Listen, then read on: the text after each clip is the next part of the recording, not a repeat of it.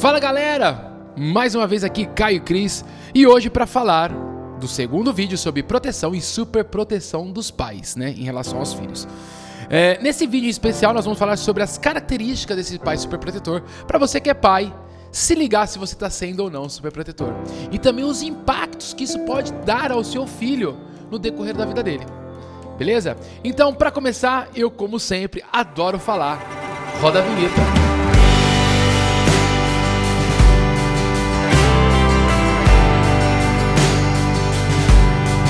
Bom, galera, voltando aí, antes de mais nada, como de costume, amor, dá um oi pra galera.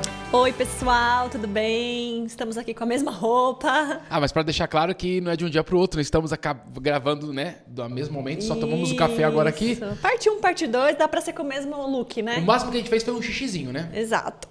E sempre ele, com o seu cappuccino e um smash da Nestlé. Nestlé nos patrocina. Ele, o nosso querido Biel. Fala galera, que Deus nos abençoe novamente. Eles me ensinaram a gostar de café aqui, né? Mas é isso aí, pessoal. Deus abençoe, viu? Porque, cara, a gente tem que falar, vem café pra Cristo, entendeu? Por isso que o café sempre é muito importante. Vai café que dá certo. Né? É isso aí. Vai café, vem café, que o resto Deus resolve. Galera, então pra começar, nós vamos falar então, né? Já narrei isso.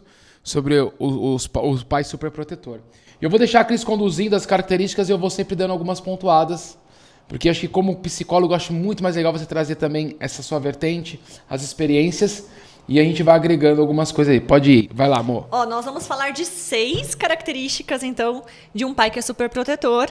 Anota aí e vai se avaliando para ver se você fecha critérios desse perfil. Faz assim, de 6, você tem 2, já liga pra Canaã e marca uma consulta, beleza? A Canaã é a clínica pra gente. Porque, gente, a Canaã e a Cereja do Bolo é que patrocina tudo isso aqui, né? Pra quem não sabe, a Canaã é a clínica de psicologia que nós temos. E eu tenho a Cereja do Bolo Animações, que é uma empresa de festas e eventos infantis na parte de entretenimento. Focado mais na parte infantil, porém a gente faz para todas as áreas. Então, a gente nós mesmos estamos patrocinando tudo isso aqui, né? É isso aí, graças a Deus, né? Não tá nada pago, porque tá parcelado, mas tá lá. Tudo parcelado. Então, vamos lá. Primeira característica de um pai superprotetor. Ele tem dificuldade para aceitar as dificuldades do seu filho. E essa vai doer. Então, esse pai, ele é cheio de negação. Ele é resistente para assumir e para verbalizar uma limitação que o seu filho possa ter. Uau. Ele chega até a esconder ou negar ou justificar. Não, meu filho é assim porque ele está doente. Hoje ele está chorando porque ele está com fome. Dormiu mal. Então, ele tem dificuldade para assumir a dificuldade do filho mesmo. Ele é assim quando conhece alguém novo, né? A criança que não cumprimenta as pessoas. Na verdade não, isso é uma dificuldade. Isso é um erro. É uma dificuldade social. É uma atitude de mal educação. Ou então o pai está estimulando, mas ali a criança... Tudo aquilo que a gente estimula e a criança demora para responder é uma dificuldade que ele tem naquela área. Exatamente. Né? Porque quando a gente tem facilidade, a gente aprende rápido e transforma rápido. Então o pai, seja por ego, seja por vergonha, seja por orgulho... Ele esconde, ele blinda o seu filho, né? Ele não gosta que as pessoas apontem, que as pessoas corrijam o filho. Então, ele vai ter ali uma postura de negação. E isso pode acontecer muitas vezes porque a dificuldade da criança, como a gente já disse outras vezes, pode apontar para alguma dificuldade do próprio pai ou da própria mãe, né? Então, seja porque... o pai também sofre daquele mal. Então, quando a gente aponta a falha da criança, o pai também, no fundo, ele se reconhece, aí ele já tem aquele comportamento de tentar esconder as suas próprias falhas. Exato, ele reconhecer nele, o filho vai ter que reconhecer nele também. Exato. Ou é porque ele sabe que ele não está treinando aquilo no filho, então ele está em falta. Né? Então, muitas vezes, ele não quer deixar transparecer a dificuldade do filho, porque ele está em falta. Por exemplo, teve um pai, né, que o filho, ele tinha 8 anos, ele não sabia andar de bicicleta. Então, o pai falava o filho, que ele não gostava de andar de bicicleta, que ele não gostava, que ele gostava de fazer outras coisas, que ele era uma criança mais culta, mais inteligente. Não. E aí, quando eu fui investigar, mas por que ele não sabe andar de bicicleta? Eu descobri que esse pai nunca levou a criança para andar de bicicleta. Então, às vezes, o pai deixa de fazer alguma coisa e aí ele esconde o que o filho não aprendeu a fazer por conta do seu próprio erro. Uau! Né? Então, assim, a primeira característica de um pai superprotetor é que ele não fala abertamente sobre as próprias dificuldades dele e muito menos sobre as próprias dificuldades dos filhos. Nossa, e esse aqui eu acho que é um dos mais graves, né? Claro que tem uns muito bons que nós vamos falar, mas esse é muito perigoso porque você recusa, né? Você evita. É a mesma coisa que Deus querer trabalhar no meu íntimo muitas coisas e eu recusar porque eu acho que não. Todo mundo tem o seu pecado, todo mundo tem sua dificuldade. Quando eu começo a pensar assim, eu começo a não evoluir meu filho, né? Porque se o meu filho tem uma dificuldade e eu não estimulo ele a melhorar, qualquer dificuldade que ele venha a ter na escola, no trabalho, com o relacionamento, ele nunca vai melhorar, ele sempre vai terceirizar. Então, quando eu ensino meu filho realmente e consigo ter clareza, porque para eu trabalhar em qualquer relação, eu sendo cristão, a primeira coisa é a verdade, que é a luz. E a verdade, a luz, é sempre onde há uma escuridão, onde há uma coisa que está sendo escondida. Então, quando eu falo dessa dificuldade de abrir isso, de aceitar, provavelmente, realmente, eu nunca vou fazer meu filho viver algo incrível de Deus, a não ser que esse filho cresça e tenha um contato com o Espírito Santo diferente. Eu estou até atrapalhando esse relacionamento com Deus, porque Deus sempre vai indo cada vez mais fundo na nossa dificuldade. Deus está muito tranquilo com as nossas coisas boas, porque as coisas boas não vão nos afastar da eternidade, mas as nossas coisas ruins vão nos afastar se não cuidarmos. Então Exato. Isso aqui é muito perigoso quando a gente fala de eternidade. E nós como cristãos, embora falamos aqui sobre família, o nosso foco é sempre trazer sobre a eternidade, sobre onde vamos ficar na eternidade. Nosso destino final, né? Nosso destino final. Então, por isso que talvez, às vezes, a gente vai ser um pouco duro. E você que nos escuta, nos perdoe muitas vezes. Mas não é nem a nossa opinião, né? É uma opinião bíblica. Então, o nosso foco é trazer clareza, tirar as escamas dos seus olhos, para que a cada dia você procure crescer na graça do Senhor, na glória do Senhor, no caráter dele, para que você realmente se molde a Jesus para chegar na eternidade. É isso aí. E aí, então, a gente precisa abrir as nossas dificuldades e ser sincero, ser honesto, ser humilde. Né? Porque a gente tem muita... Principalmente aquele cristão que já é líder, né? Ai, não, eu não vou abrir minha dificuldade conjugal porque senão eu vou dar mau testemunho às pessoas. Não, gente, a gente tem que abrir. Então, é comunicar os problemas que muitas vezes faz com que as pessoas se conectem com a gente, falam, nossa, eles são humanos, eles também têm problemas, eles também erram. Então, eu não preciso demonstrar uma vida perfeita para que eu possa ser usada por Deus. Você falou isso e uma vez eu lembrei de uma situação, eu não sei se foi alguma igreja que nós fomos e conversando com as pessoas, relataram que uma vez o pastor da igreja tinha um problema com o filho e o pastor foi procurar assim, um profissional psicólogo, mas porém cristão, e ele queria longe da igreja dele, em outro local, para que ninguém soubesse o que estava acontecendo.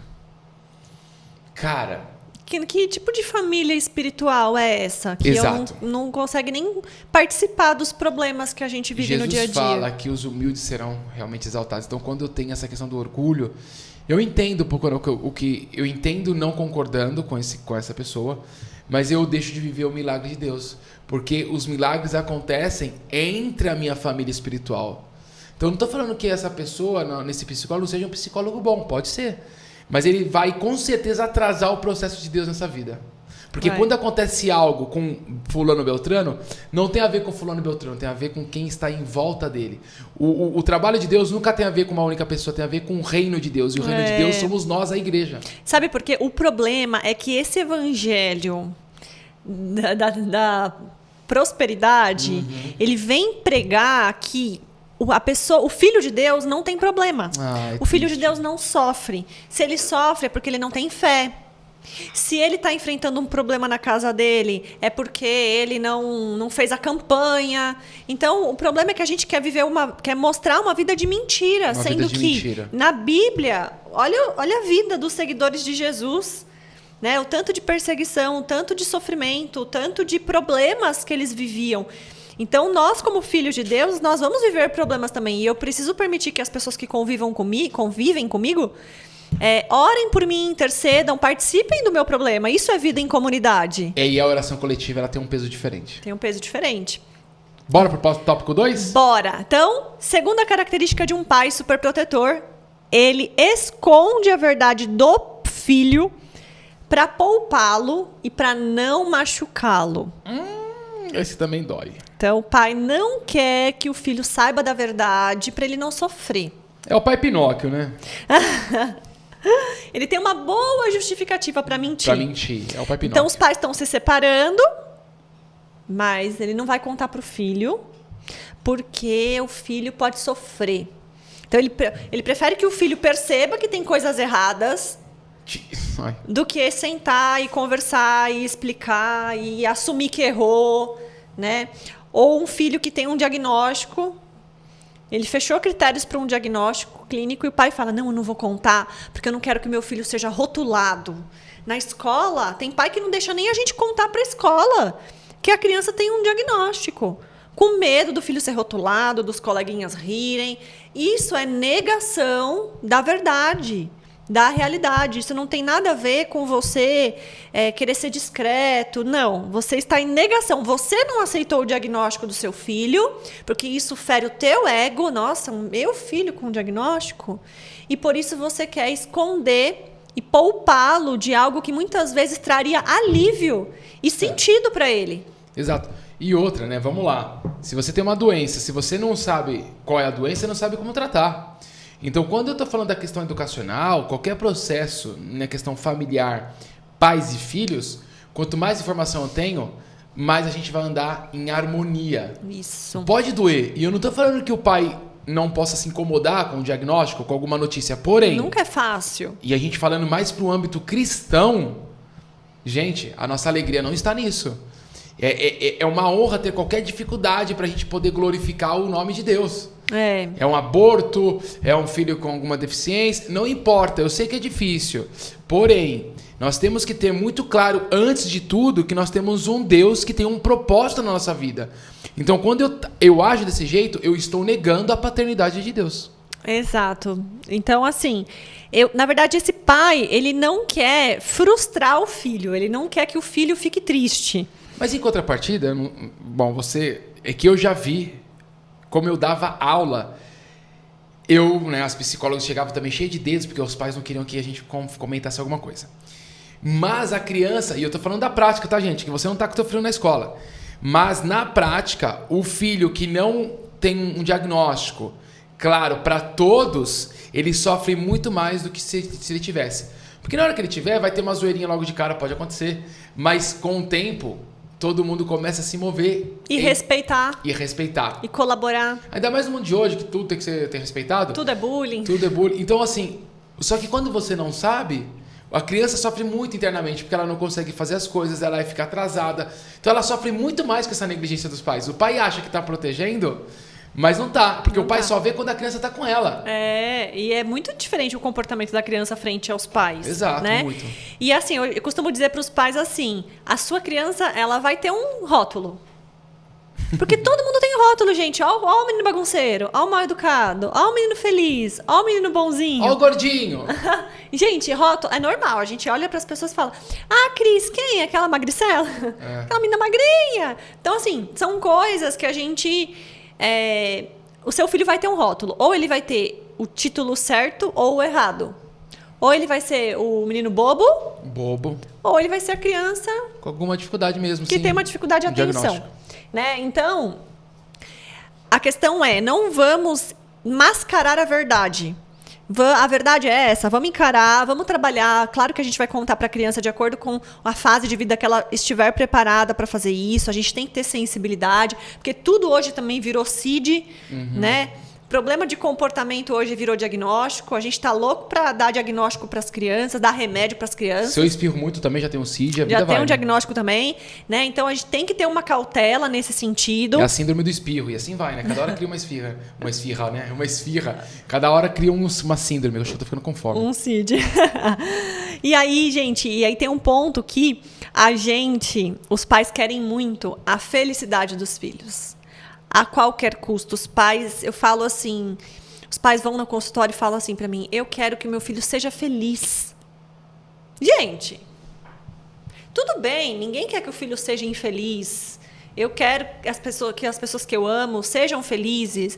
Mas o que é felicidade? O que é felicidade? Felicidade é a ausência de sofrimento? Felicidade é prazer?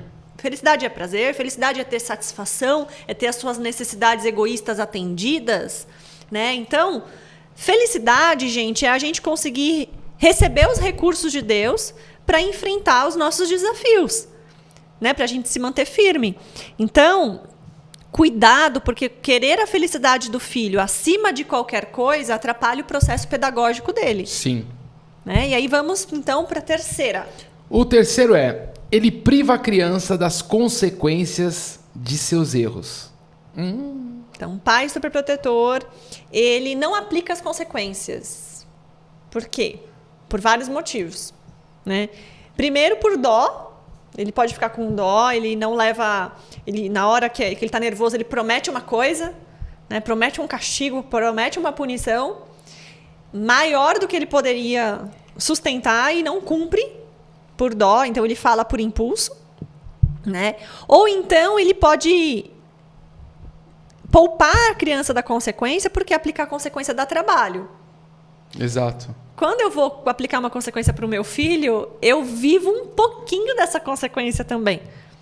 Por quê? Porque eu vou ter que parar o que eu estou fazendo, eu vou ter que monitorar, vou ter que ter aquela vigilância para ver se meu filho está obedecendo. Porque tem uma mãe que falou assim, eu escondi o celular do menino. Aí, ela foi trabalhar, foi fazer as coisas dela. 3 dias depois, ela descobriu que o menino estava mexendo no celular. Ele achou o celular do esconderijo e estava mexendo livremente, curtindo. E na hora que ela chegava do trabalho, ele guardava. Não teve monitoria positiva. A mãe não vigiou, ela colocou uma consequência, mas não vigiou. A criança não cumpriu. Né? E quantas crianças, gente, engabelam os pais? Tem criança que fala assim para mim no consultório, nossa, minha mãe nem imagina. Nossa, minha mãe nem imagina que a escola escreveu isso. Ela arrancou a página da agenda que o professor mandou bilhete. A mãe nem entra no aplicativo para ver se a criança fez a lição. Então, você privar a criança da consequência dos seus erros é sinal de que você é um pai superprotetor. E vai para o episódio 1, que nós começamos no nosso podcast, que significa modelando a paternidade de Deus. Lá a gente fala sobre Gênesis. Vai lá ver como que Deus também não dava as consequências. Deus era consequência clara e era assim, sim, não, não. E era uma consequência muito forte, que era a morte. A galerinha errou, receberam morte. Então, a consequência ela é a ferramenta que Deus nos deu para ensinar o nosso filho a se relacionar futuramente com ele. Porque Deus, ele dá a consequência. A lei da semeadura, ela vale para o macumbeiro, ela vale para o ateu, ela vale para o espírita, ela vale para o cristão o tempo todo. Independente da religião. Deus fez essa lei para todos, ou seja, a consequência dos seus atos sempre vão ter. Plantou bem, colhe bem. Plantou mal, colhe mal. Então, as suas escolhas sempre vão ter consequências. Com Deus funciona assim o tempo todo. Quando eu tenho um pai que não permite que o filho passe pelas consequências, eu estou dando uma defasagem na relação dele com Deus. Então, é muito grave isso, porque realmente eu começo a trazer aquela psicologia mentirosa, que o filho não entende o não. Eu começo que eu não posso falar castigo. E ela é satânica. Essa filosofia, ela é satânica. Porque quando você vai ler a Bíblia, você depois, se você não está acostumado a ler com frequência sobre isso e olhar para a literatura bíblica com o olho de Deus Pai com os seus filhos, você vai perceber que é consequências claras, muito claras. Falou, tá falado, acontece. Errou, paga o preço. O tempo todo. Jesus, e Deus é misericordioso, que ele te dá a chance para mudar.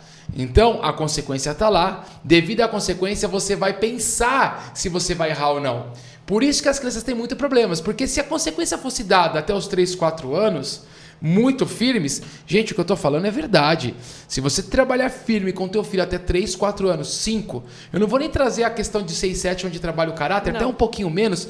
Mas, cara, esses 3, 4 anos muito firme, a criança ela cresce, o adolescente ela cresce sabendo que o seu erro sempre traz consequência. Pra ela. Pra ela, não pro pai. Pros pais, né? Os pais pegam pra ela a consequência. Porque senão ele desestabiliza todo o ambiente, ele erra, aí desestabiliza o ambiente, os pais brigam e no fundo ele não acontece nada com ele, né? Então, a gente já vai falar que isso vai ser um impacto na vida dele, né? Mas isso mostra que os pais, eles inclusive provavelmente não aceitam a consequência que Deus coloca. Então são aqueles pais que quando acontece alguma coisa ruim com eles, eles dão um jeitinho, eles falam, mas Deus sabe de tudo. Deus está no controle. Deus está no controle. Gente, quando acontece alguma coisa de ruim com a gente não pode se culpar. Entrar por uma via depressiva, melancólica, de o que eu fiz de errado? Eu sou uma péssima mãe, eu sou uma péssima pessoa. Mas a gente precisa, sim, parar. Assumir a responsabilidade. E refletir, primeiro, o que eu estou errando. Será que isso é um processo disciplinar de Deus comigo? Será que não? Será que é uma aprovação? Ou será que isso é fruto de coisas que eu plantei lá atrás? Então, a gente precisa aprender a se mover dentro dos sofrimentos, dentro das disciplinas de Deus. E só assim eu vou conseguir aplicar as consequências para o meu filho. E na grande maioria, esmagadora, mais de 90% são consequências. É só você ver na Bíblia quantas provações tiveram com os personagens que são citados lá. Exato. Vai pegar Jó, mais algum outro, mas assim, pontualmente situações. O resto errou, pagou preço. Isso. Então, em vários momentos, Deus ele vai usar a consequência para acelerar o nosso processo de transformação. E a gente tem que usar a consequência para acelerar o processo de transformação da criança. Não porque eu vou punir, agora você vai ver o que vai acontecer com você. Não. É porque eu quero que ela mude, eu quero que ela se transforme, eu quero que ela cada dia seja melhor e por isso eu uso a consequência como uma ferramenta para isso. É assim que Deus trabalha. Boa. Né? 4. Tópico 4. O pai super protetor também possui baixa tolerância à frustração. Efeito cascata. Efeito cascata. Esse eu saquei depois de um tempo na clínica, porque o pai ele chega pra gente com a queixa assim: meu filho não aceita o não. Ele dá um show quando eu falo não. Se ele tá num lugar, ele faz birra, ele se joga no chão, ele chora, ele ataca as coisas. Ou então ele fica emburrado, né? Ele faz um apelo emocional, ele fala palavras de ódio contra a mãe e o pai. De ódio. Né? Eu odeio você, você é uma péssima mãe, né? E ele tem dificuldade de lidar com esse não. Ele se opõe, ele desafia, ele discute. E aí eu comecei a entender o modo de funcionamento da família. São pais idênticos, só que num nível de desenvolvimento diferente porque são mais velhos. Então é aquela mãe, aquele pai que não leva desaforo para casa, que não aceita a regra também, que quando tem uma regra ele quer burlar a regra não vale para ele, ele questiona a regra. Então, quando ele leva um não de uma pessoa, ele se rebela. É aquela que não respeita nenhuma autoridade em nenhum lugar. Não respeita a autoridade. Gente, geralmente são pais legais, tá? Só que não pisa no calo. Contrariou, aí você vai ver como que é a resiliência emocional. Epa! E vira o bicho. E aí a criança assiste isso. Ela assiste o pai e a mãe com um nível de tolerância à frustração baixíssimo, né? Porque claro que a mãe e o pai não vai se jogar no chão porque quer uma boneca do shopping. Sim. Mas o quanto ela vai se opor quando o marido não faz aquilo que ela quer. O quanto ela vai conseguir segurar a onda. Então, os nossos desafios, eles vão aumentando conforme o nosso nível de desenvolvimento. E a gente percebe que o mesmo nível de resiliência das crianças é o nível de resiliência dos pais. Ou do pai ou da mãe, ou de ambos. Então, esse é um indício fortíssimo.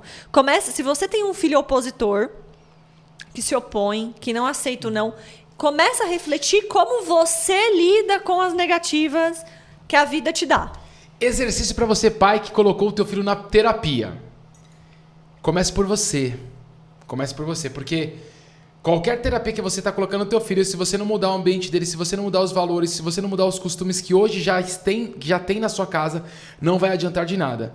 Então, simultaneamente, escutem todo o processo. Se está com problema com o seu filho, provavelmente quem está com muito problema é você. Na grande maioria, e mesmo que seja um diagnóstico do teu filho, você precisa trabalhar primeiro em você para preparar esse espaço.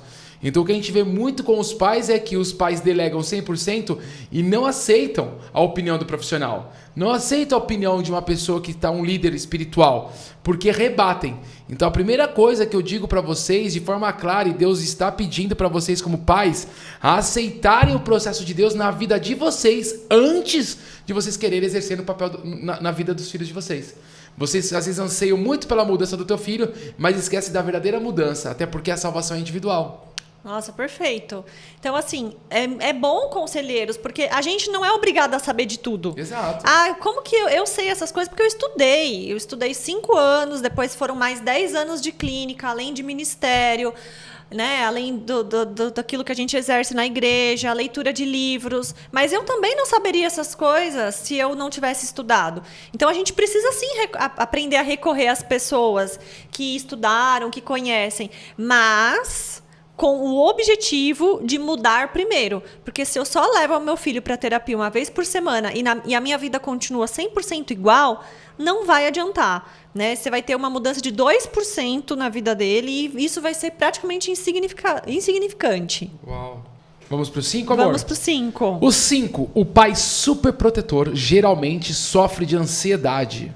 Então, quando a gente vai analisar um pouco a vida do pai e da mãe, que é superprotetora, a gente percebe que ele tem muitos pensamentos negativos. Muitos pensamentos de preocupação, muitos pensamentos catastróficos. O que é pensamento catastrófico? Aquele pensamento de medo, de que a qualquer momento algo ruim pode acontecer. Meu Deus, ele vai sair na rua, como o Biel falou. Né, Biel? Você teve uma experiência aí do carro, da direção? Então, ele trouxe pra gente no final do podcast que ele demorou para dirigir porque ele tinha medo. Porque a família tinha medo dele bater o carro, de acontecer um acidente. E isso vai atrasando o processo dele. Então, muitas vezes, a preocupação não é nem da pessoa, é dos pais. Só que acaba que o filho absorve esse estado de ansiedade dos pais e começa a viver uma preocupação que nem é deles. Né? Então, pais que são ansiosos, em geral, tendem à superproteção. Porque ele vai ficar com tanto medo que alguma coisa aconteça que vai manter o filhinho ali sob controle. Sofre por antecipação tudo, né? Sofre por antecipação.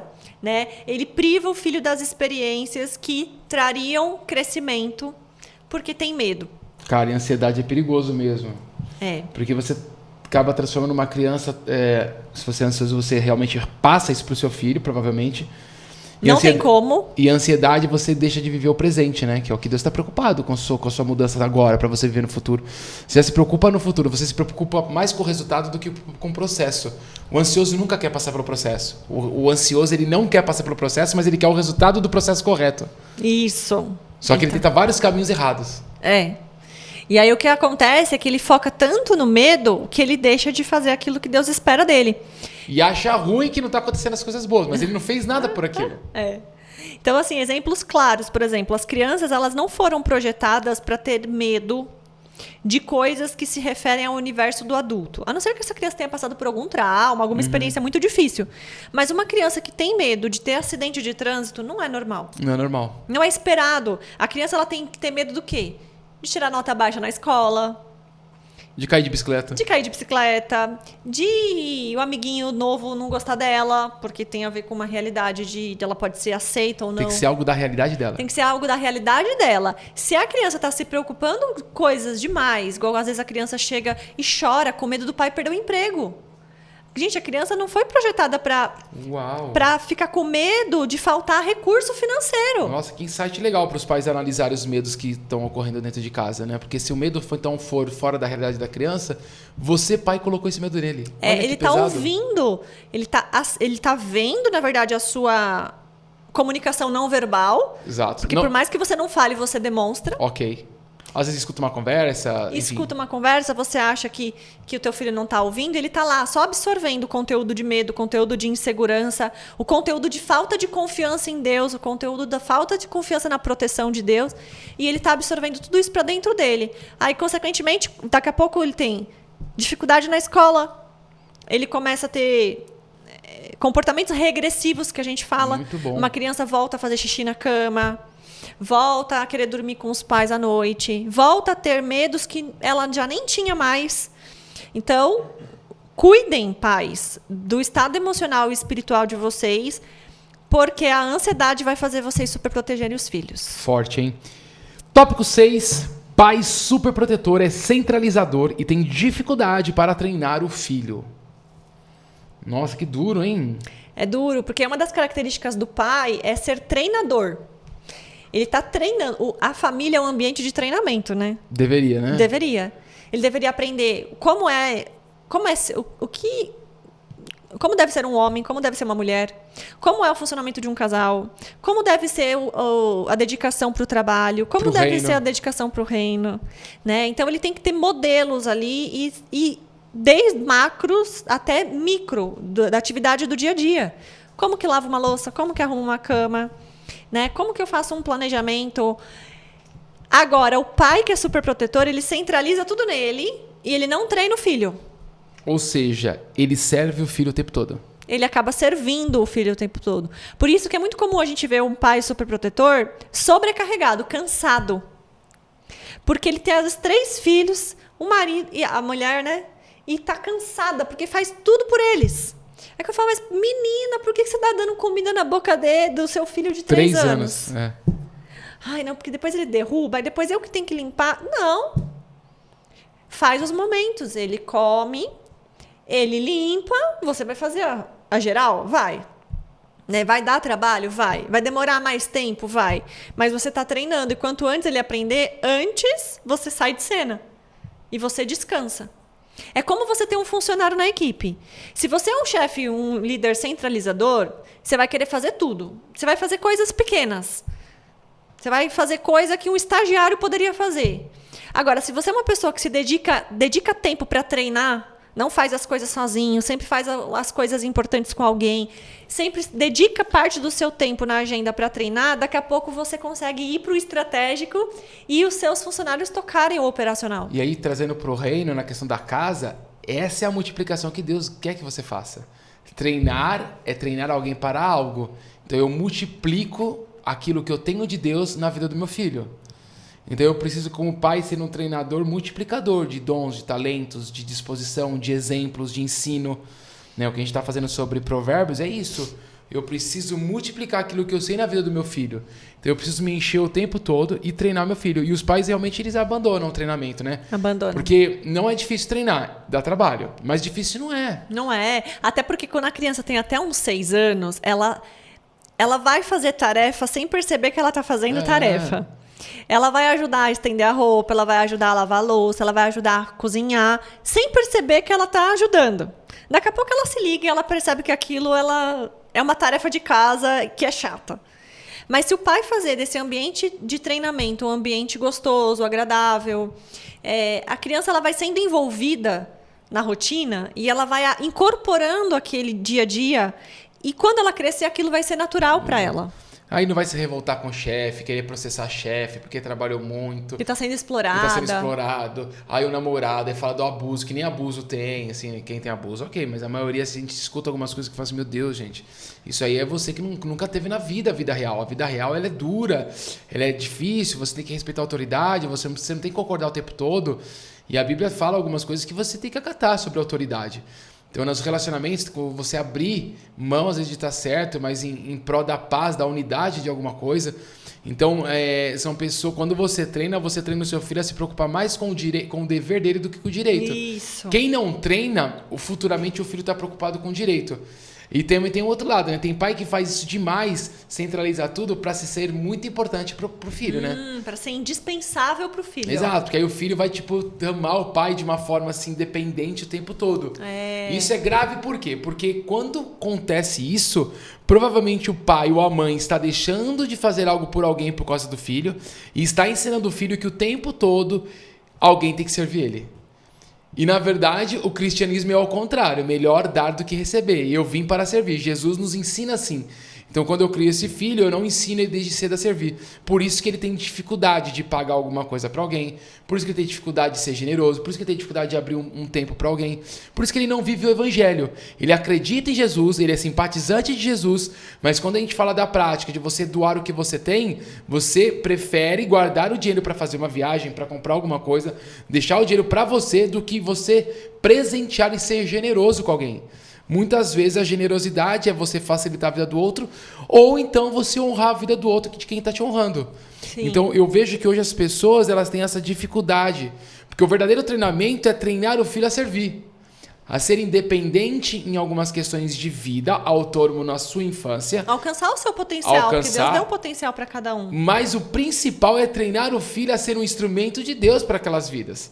E se a criança não sabe das capacidades dela, ela jamais vai conseguir ser um instrumento. E treinar, inclusive, a buscar Deus, né? Porque a criança tem que aprender. Chega as crianças lá na igreja, não louva, não abre a boca, não sabe orar. Não sabe orar. Não sabe fazer um devocional, não sabe meditar na Bíblia. Gente, a criança tem que aprender a meditar na Bíblia desde pequenininha. Desde pequeno. Porque se isso for estranho, ela for ter que aprender a fazer isso na adolescência... Então, assim, não vamos nivelar os filhos por baixo. Só ficar lendo lá, colocando desenhinho para ele assistir, da história de Davi. Não, pega a Bíblia de adulto, ó. É isso aí. Nada biblinha de criança. Lê a história, fala o que você entendeu, o que você tem que mudar na sua vida. Esse é o treinamento. Né? Vamos orar agora por isso, vamos escrever um plano de ação, anota aí. Não sabe escrever? Desenha aí o seu plano de ação. Então, esse treinamento precisa. E aí o Caio falou uma coisa importante. Cuidado, porque todo filho que é dependente emocional da mãe ou do pai, geralmente eles são mais da mãe, é porque tem uma mãe codependente emocional. A mãe depende da dependência do filho. Olha que vínculo louco. Parece um vínculo de amor fortíssimo. Nossa, meu filho não fica sem mim. Na verdade, ela que não fica sem o filho. Nossa, tudo é a mãe aqui. Na verdade, ela ama, ela tá amando isso. Ela tá falando como se ela estivesse incomodada, mas isso tá alimentando ela com uma codependência, uma fraqueza dela. Quando eu trabalhava com as crianças, e eu trabalhei sempre com criança pequena de 2 e 3 anos, as mães, algumas mães, não todas, não dá pra generalizar, mas muitas mães falavam isso, nossa, ele não fica sem mim, mas eu via que o problema era a mãe. É a mãe. A criança tava, quando a criança percebia que a mãe foi embora e ela estava se divertindo, ela não ligava. E a mãe, ela não conseguia ir embora. Ela não conseguia, ela precisava ficar olhando o filho. Isso é um vício, cara. Você tá colocando... É a idolatria mesmo. Você tá colocando o filho no lugar de Deus. No lugar de Deus, no lugar do marido. Né? Tá uma inversão de papéis. Uau. E não vai dar bom. Que pesado. Galera, e pra terminar, vamos aos 5 impactos da superproteção na vida dos filhos. 1. Problemas de comportamentos disciplinares. Então, um filho que foi criado e educado por um pai ou uma mãe superprotetor, ele vai começar a apresentar comportamento disciplinar. Cedo ou tarde. Por quê? Porque lembra que o pai superprotetor priva o filho da consequência? Sim. Então, essa criança não tem uma boa noção de que comportamentos ruins geram consequências ruins. Então, ela vai ter comportamento ruim em outros lugares também. Tá. Então, é onde a gente começa a ver assim, nossa, que criança mal educada, né? Nossa, que criança que não é sociável. Então, a sociedade, o meio externo, começa a observar nessa criança problemas de comportamento.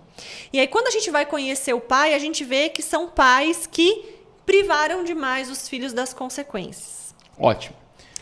Segunda característica, segundo impacto, hipersensibilidade emocional. Então, são crianças hipersensíveis emocionalmente. Porque ser sensível emocionalmente, todos nós somos, né? Mas a hipersensibilidade é o excesso da sensibilidade. É quando qualquer coisa desestabiliza aquela criança. Gente, tem muita criança assim. Porque ela chora por qualquer coisa. Gente. Tiraram a caneta da mão dela. Não comprou mochila. Se acaba. Ontem a gente assistiu uma cena dessa no shopping, né? A criança acabando porque queria uma mochila na fila. Mas é bom que os pais não compraram, pelo menos. Né? A mãe... Mole. Filhinha, Mas não comprou. Eu entendo que você quer muito a mochila, mas a mamãe não pode comprar. Aí a criança chorando. O pai começou a olhar o preço da mochila. Eu falei, não compra, pelo amor de Deus. Porque uma vez que você compra, você reforça.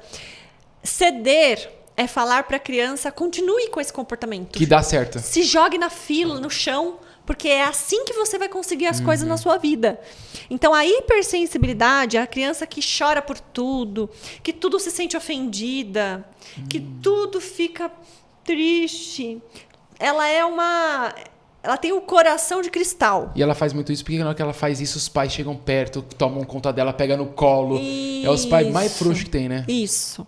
Então, a gente acaba que esse super cuidado, né, essa super preocupação do filho não sofrer, gera os filhos de cristal. Que duro. Terceiro impacto, crises de ansiedade. Muito comum. Filhos ansiosos, né? Lembra que eu falei que a característica dos pais É uma cascata.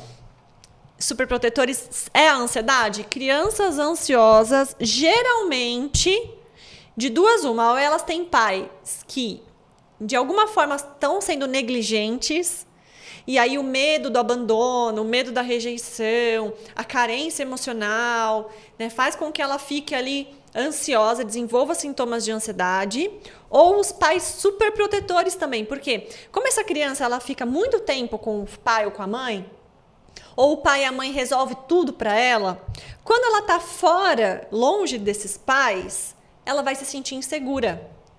Na criança é muito comum um transtorno que chama transtorno de ansiedade de separação, que é a criança começar a ter sintomas físicos, Sim. Coração acelerado, suor, falta de ar, quando a mãe não está presente, a mãe ou o pai. Ou ansiedade noturna, medo de dormir sozinho. Eu preciso estar perto, eu preciso ouvir a respiração, eu preciso sentir o cheiro, eu preciso sentir o toque para eu conseguir relaxar e adormecer. Então, se os pais têm essa característica de proteger o tempo todo, a criança começa a demonstrar traços de insegurança. Né? E ela pode chegar a adoecer, e tem criança já sendo medicada para ansiedade, porque não aprende a lidar com a autonomia. Boa. Quarto impacto, desregulação de raiva. Isso, Desregulação da raiva. Nossa, consigo nem falar, eu tenho dislexia, gente, desculpa. Eu sou neuropsicóloga, né? Eu gosto de diagnosticar as pessoas. A desregulação da raiva é a dificuldade de regular a raiva. Tá. A gente sabe que a raiva é um sentimento... Poxa vida, sabendo que eu tenho dislexia, você podia ter colocado assim, dificuldade de controlar a raiva. Podia ter ajudado o marido, né? E treina, né, amor? Treino no banheiro, não aqui. No espelho. Gente, a raiva, assim como todas as emoções, elas não são ruins em si. Por que a raiva é boa? Você responde, velho. Você que é psicóloga? A raiva... Você sabe, Biel, por que a raiva é boa? Por que a raiva é boa, Cris? A raiva, na verdade, ela é um sentimento, ela é uma resposta de indignação quando você assiste algo muito injusto. Por exemplo, você vê alguém torturando um animal. O que você sente da pessoa? Entendi. Raiva. E a raiva, ela te impulsiona, ela é uma emoção que te impulsiona a ir lá e brecar, defender o animal. Defender uma criança que está sendo explorada. Então, a raiva, muitas vezes, ela faz você partir para uma ação de preservação. Só que ela tem que ser moderada. Por isso que a Bíblia diz. Então, na verdade, ela tem que ter um amparo moral bíblico e você tem que ter o controle sobre ela. Isso, para ela não te dominar. Entendi. Porque senão você vai lá e mata a pessoa que está torturando o cachorro. Você ficou pior que a pessoa. Exatamente, você comete um crime pior do que o da pessoa. Então, a Bíblia diz, quando vocês ficarem com raiva, não pequem. Entendi. Então, a raiva, ela é uma emoção interna que ela vai aparecer. Não tem ninguém que não vai sentir raiva. Exatamente. Né? Só que ela não pode levar a gente a pecar, a cruzar linhas que Deus considera errado e pecado. Muito bom. Então eu preciso aprender a regular a minha raiva. E a criança que o pai e a mãe é super protetor, ela consegue as coisas através da crise de raiva. Sim. Porque ela fica tão desestabilizada muitas vezes que ela chora e ela sofre, ela grita, que é o exemplo da menina da mochila que a gente acabou de dar. Se joga no chão. Que o pai, para proteger a criança de ter uma crise de raiva, ele faz as necessidades, ele faz as vontades da criança. Seu filho fez birra, faz birra na frente dele. Ele ficou doido, fica pior, fica 6 vezes pior que ele. Eu quero ver se ele vai fazer de novo. Não vai fazer de novo. Não tem coisa melhor do que... Como o coração da criança é doidinho, né? A Bíblia fala. Fica mais doido que ele na hora. Sanou, não faz mais também. Ele não quer fazer você passar vergonha, agora você faz ele passar vergonha. Tem que ter coragem pra fazer isso. Mas dá um jogo de birra com ele também. Esse conselho aí é bíblico? Não. Não, mas deve funcionar. Tá, gente? Você tratar um doido, se você é mais doido que ele vai ficar assustado. Porque ele vai perceber que naquilo não tá funcionando. Seu filho se joga no chão, se joga junto no meio do shopping. Quero ver se vai dar certo. A ideia Quem fizer filme, manda pra nós, pra gente dar uma olhada. E marca, Caio e Cris. Marca, Caio e Cris. A questão é que a gente tem que mostrar pro filho que aquela atitude que ele tá tendo não funcionou. Você pode chorar, você pode esgoelar, isso não amoleceu o meu coração. Gente, a raiva, o piti, não amolece o coração de Deus. Não. Não é isso que toca o coração de Deus. Você pode se jogar, você quer... Não adianta. Tem até, eu me lembrei agora de um exemplo, né, de um rei, que é o rei Acabe, que foi o pior rei de todos. Porque ele escutava a mulher dele. Aí ele escutava a Bebel. Bebel era embaçada, Bebel. E aí, o que aconteceu? Teve um dia que ele recebeu uma sentença de Deus de morte dos descendentes. Só que como ele passou um período em humilhação, dormindo em panos grosseiros, né, jogando cinza na cabeça, ele passou um período se humilhando, Deus olhou do céu e falou pro profeta, você viu como ele tem se humilhado? Vou aliviar aqui. Vou fazer com que essa promessa se cumpra depois da morte dele, para ele não passar por isso. Então, ele pagou todas as consequências, mas a descendência dele foi livre pela humildade dele. Então, assim, a descendência não sofreu a consequência enquanto ele estava vivo. Enquanto ele tava vivo. Depois sofreu, né? Então, assim, é uma questão de que o que toca o coração de Deus é a nossa humilhação. Exato. Diante dele. E aí a criança não está se humilhando diante do pai. Ela está se crescendo. E a Bíblia diz, quem se engrandece será humilhado. E quem se humilha será engrandecido. Então a gente tem que fazer valer a palavra de Deus nas nossas relações também. Boa. Né?